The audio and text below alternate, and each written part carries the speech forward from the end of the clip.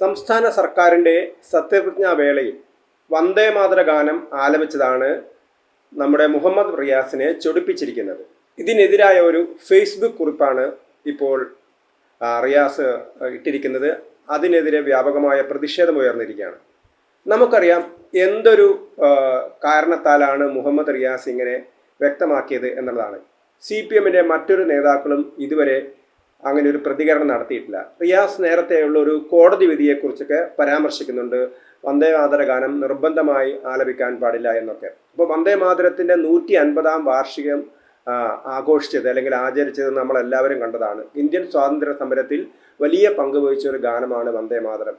ആ സമയത്ത് ഇന്ത്യയിലെ മുസ്ലിം വർഗീയവാദികളായിട്ടുള്ള ആളുകളൊക്കെ തന്നെ അല്ലെങ്കിൽ മുസ്ലിങ്ങൾക്ക് പ്രത്യേക രാജ്യം വേണം എന്ന ആവശ്യം ഉന്നയിച്ച ആളുകളൊക്കെ തന്നെ ആദ്യം മുതൽ തന്നെ കുഴപ്പങ്ങൾ ഉണ്ടാക്കാൻ ശ്രമിച്ചിരുന്നു എന്നുള്ളത് ഒരു സത്യമാണ്. പക്ഷേ അതൊക്കെ തന്നെ പിന്നീട് അവഗണിക്കുകയാണ് ഉണ്ടായിരുന്നത്. വന്ദേമാതരം നമ്മുടെ ദേശീയ ഗീതമായിട്ട് തീരുമാനിക്കുകയും അതേപോലെ തന്നെ ജനഗണമന ദേശീയ ഗാനമായിട്ട് തീരുമാനിക്കുകയൊക്കെ ചെയ്തു. പക്ഷേ ഈ സമയത്തും കോൺഗ്രസിലെ ചില നേതാക്കന്മാർ ചില സൗജന്യങ്ങളൊക്കെ ചെയ്തു കൊടുത്തിരുന്നു. അതായത് വന്ദേമാതരത്തിൻ്റെ മുഴുവൻ സ്റ്റാൻസുകളും പാടേണ്ട ആവശ്യമില്ല എന്നുള്ളൊരു നിലപാടാണ് അവർ സ്വീകരിച്ചിരുന്നത്. പക്ഷേ കാലമൊക്കെ മാറി, ആളുകൾക്ക് കാര്യങ്ങളൊക്കെ മനസ്സിലായി. ഇപ്പോൾ വന്ദേമാതരത്തെ കേന്ദ്ര സർക്കാർ അംഗീകരിച്ചിരിക്കുകയാണ്, അല്ലെങ്കിൽ അത് പാടണമെന്ന് നിർദ്ദേശിച്ചിരിക്കുകയാണ്. ഇനി വന്ദേമാതര ഗാനത്തെ അവഹേളിക്കുന്നവർക്കെതിരെ നടപടിയെടുക്കാനുള്ള തീരുമാനവും കേന്ദ്ര സർക്കാരൊക്കെ എടുത്തിട്ടുണ്ട്. അപ്പോൾ എന്തുകൊണ്ടാണ് മുഹമ്മദ് റിയാസിന് മാത്രം ഇത്തരത്തിലൊരു പ്രതികരണം അദ്ദേഹം നടത്തുന്നത് എന്നുള്ളതാണ് നമുക്ക് മനസ്സിലാകേണ്ടത്.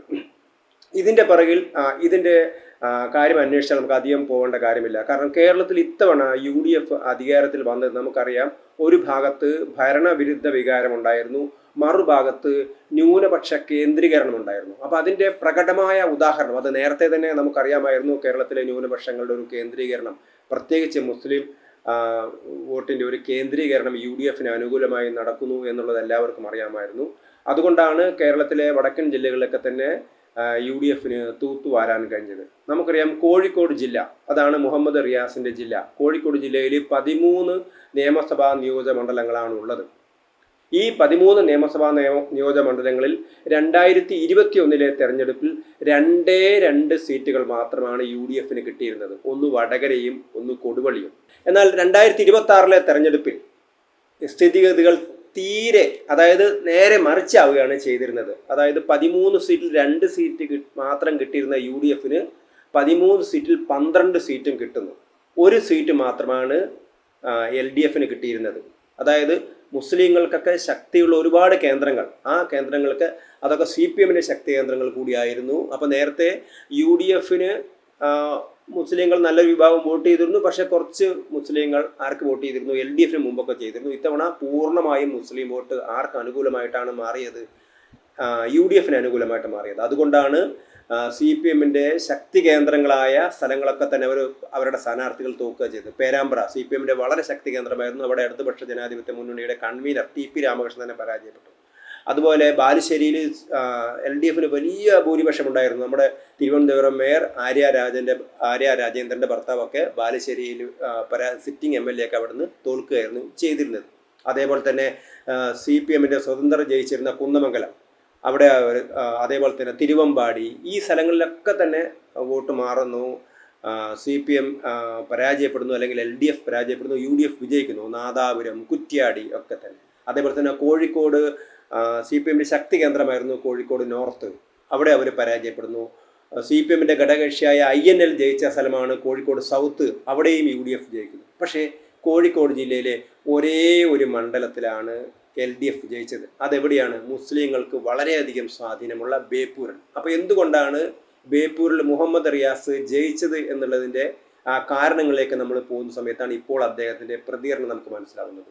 അപ്പോൾ ഇത് CPM-ൻ്റെ ഒരു പരമ്പരാഗതമായ നിലപാട് തന്നെയാണോ? CPM-ൻ്റെ ഏറ്റവും മുതിർന്ന നേതാവ് പാലോളി മുഹമ്മദ് കുട്ടി, അദ്ദേഹം മുസ്ലിം ലീഗിനെ കുറിച്ച് പറയുന്നത് എന്താണ്? ഈ അടുത്ത കാലത്ത് തന്നെ അദ്ദേഹം പറഞ്ഞു, അതായത് നമ്മളെല്ലാം സ്വാതന്ത്ര്യത്തിന് വേണ്ടി ശ്രമിക്കുന്ന സമയത്ത് മുസ്ലിം ലീഗ് എന്തായിരുന്നു ചെയ്തിരുന്നത്? അവർക്കൊരു പാകിസ്ഥാൻ വാദം ഉയർത്തുകയായിരുന്നു ചെയ്തിരുന്നത്. മലപ്പുറത്ത് കോട്ടപ്പടി ഗ്രൗണ്ടിലെ പൊതുയോഗത്തിൽ വെച്ച് അവർ പറഞ്ഞു, അതായത് ഇന്ത്യയിൽ ബ്രിട്ടീഷുകാർ പോയാലും ഹിന്ദുക്കളുടെ ഭരണമാണ് വരുന്നത്, അതുകൊണ്ട് ഞങ്ങൾക്ക് മുസ്ലിങ്ങൾക്ക് നമുക്ക് എന്ത് വേണം, നമുക്ക് പാകിസ്ഥാൻ വേണം എന്ന് പറഞ്ഞ ആളുകളാണ് ആര്, മുസ്ലിം ലീഗ് എന്നാണ് പാലോളി മുഹമ്മദ് കുട്ടി പറയുന്നത്. അപ്പോൾ അവർക്കൊരിക്കലും അവർക്കൊരു ബ്രിട്ടീഷ് വിരോധമൊന്നും ഉണ്ടായിരുന്നില്ല. അവർ ബ്രിട്ടീഷുകാർ പിന്നെ അവരുടെ ഖലീഫയെ അട്ടിമറിച്ചു എന്നുള്ള തോന്നലിനെ തുടർന്നാണ് ഒന്നാം ലോക മഹായുദ്ധകാലത്തിൻ്റെ അവസാന ഘട്ടത്തിൽ കേരളത്തിലെ മുസ്ലിങ്ങൾ ബ്രിട്ടീഷുകാർക്കെതിരായിട്ട് നിന്നത്. അതുവരെ അവർ ബ്രിട്ടീഷ് പട്ടാളത്തിൽ പോവുകയും ബ്രിട്ടീഷുകാരുടെ കൂടെയൊക്കെ നിൽക്കുകയും ചെയ്തിരുന്ന ആളുകളാണ്. അപ്പോൾ ഇതാണ് നമ്മുടെ മുമ്പിലുള്ള ചരിത്രം. അപ്പം അത് പാലോളി മുഹമ്മദ് കുട്ടിയെ പോലുള്ള ആളുകൾ തന്നെ മുസ്ലിം വർഗീയതയെക്കുറിച്ച് അവർ പറയുന്നുണ്ട്. അദ്ദേഹം പറയുന്നുണ്ട്, അവർ ഇന്ത്യ സ്വാതന്ത്ര്യം കിട്ടിയാൽ അത് ഹിന്ദുക്കളെ രാജ്യമാവും മാറും, അപ്പം നമുക്ക് പാകിസ്ഥാൻ വേണം എന്ന് തന്നെയാണ് ഇവിടുത്തെ മുസ്ലിം ലീഗ് ആവശ്യപ്പെട്ടിരുന്നത്. ആ മുസ്ലിം ലീഗും ഈ മുസ്ലിം ലീഗ് എന്നൊന്നുമില്ല, അഖിലേന്ത്യാ മുസ്ലിം ലീഗ് സീതി സാഹിബിൻ്റെയൊക്കെ മുസ്ലിം ലീഗ് തന്നെയാണ് ഇപ്പോഴത്തെ മുസ്ലിം ലീഗ്. വളരെ വ്യക്തമായിട്ടാണ് അദ്ദേഹം പറയുന്നത്, മുസ്ലിം ലീഗ് എന്ന് പറയുന്ന പാർട്ടി എന്ന് പറയുന്നത് അതേ പാകിസ്ഥാനിൻ്റെ രൂപീകരണത്തിന് പിറകിൽ പ്രവർത്തിച്ച അതേ മുസ്ലിം ലീഗ് തന്നെയാണ് എന്നുള്ളതാണ്.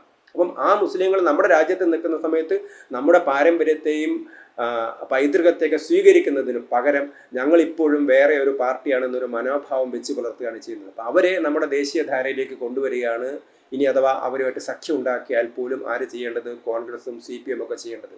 ഇതേ CPM തന്നെ, പാലോളി മുഹമ്മദ് കുട്ടിയുടെ CPM ആണ് മലപ്പുറത്തിന് പ്രത്യേക ജില്ല കൊടുത്തത്. അന്ന് അതിനെ ആരൊക്കെ എതിർത്തിരുന്നു? അന്ന് കേളപ്പജിയെ പോലെയുള്ള കോൺഗ്രസ് നേതാക്കന്മാരെ എതിർത്തിരുന്നു. കാരണം ഒരു പ്രത്യേക ഒരു പ്രദേശത്തിൻ്റെ വികസനത്തിന് വേണ്ടിയല്ല ഒരു ജില്ല രൂപീകരിച്ചത്. അങ്ങനെയാണ് ഈ കേരളത്തിൽ ഒരുപാട് ജില്ലകൾ അന്ന് രൂപീകരിക്കേണ്ടിയിരുന്നു. പക്ഷേ രൂപീകരിച്ചത് മലപ്പുറം ജില്ല എന്ന് പറയുമ്പം മുസ്ലിങ്ങൾക്ക് ഒരു താലത്തിലെടുത്ത് വെച്ച് കൊടുക്കുകയായിരുന്നു ചെയ്തിരുന്നത്. അപ്പം സമ്മർദ്ദം ചെലുത്തിയാൽ എന്തും തങ്ങൾക്ക് കിട്ടുമെന്നൊരു ധാരണ കേരളത്തിലെ മുസ്ലിങ്ങൾക്ക് ഉണ്ടായത് കേരളത്തിലെ അത് ഇടതുപക്ഷ മുന്നണിയായാലും വലതുപക്ഷ മുന്നണിയായാലും അല്ലെങ്കിൽ CPM ആയാലും കോൺഗ്രസ് ആയാലും അവരെ അങ്ങേയറ്റം പ്രീണിപ്പിച്ചത് കൊണ്ടാണ്.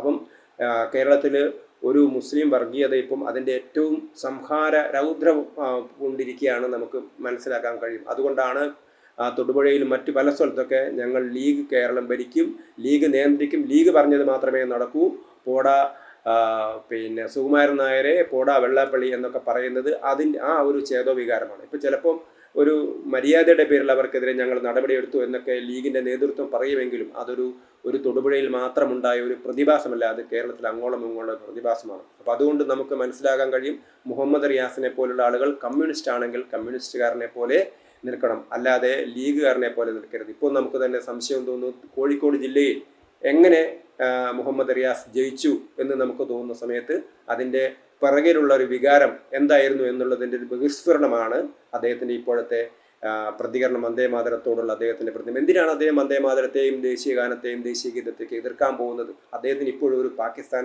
ചിന്താഗതിയുണ്ടോ? ഉണ്ടെങ്കിൽ അത് മാറ്റിവെക്കുകയാണ് നല്ലത്. അദ്ദേഹത്തിന് CPMൻ്റെ ആ രക്തപതാക ഉപേക്ഷിച്ചുകൊണ്ട് അദ്ദേഹത്തിന് മുസ്ലിം ലീഗിൻ്റെ ആ പച്ചക്കൊടി പിടിക്കുന്നതായിരിക്കും നല്ലത് എന്ന് പറയാനാണ് നമ്മൾ ആഗ്രഹിക്കുന്നത്.